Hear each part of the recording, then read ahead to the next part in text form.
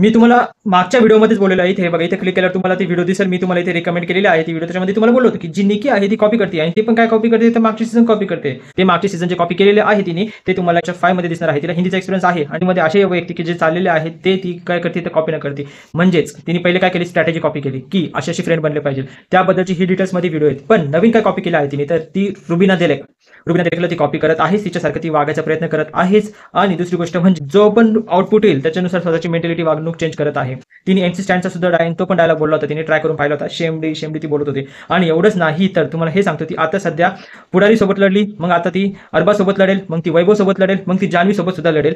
ती तिच्याच पार्टनर सोबत लढेल. कारण की अशीच गोष्ट कोणी केली होती तर शिंदेने केली होती. म्हणजेच ती काय करते बिग बॉसला पूर्ण कॉपी करते. नंतर आता शेमडी डायलॉग घेतलेला आहे एमसी स्टँडचा डायलॉग पासून ते तिथलं राहन सहन पासून तिची वागणूक पासून कपड्यांपासून म्हणजे तिने फक्त आणि फक्त जशी जशी हिंदी बिग बॉसमध्ये केलेलं आहे सीझन त्याचा जो एक्सपिरियन्स केलेला आहे लोकांचं पाहिलेलं आहे जे टॉपला गेले होते आणि ते कॉपी करते. जर का व्हिडिओ पाहिजे नसेल व्हिडिओ बघा.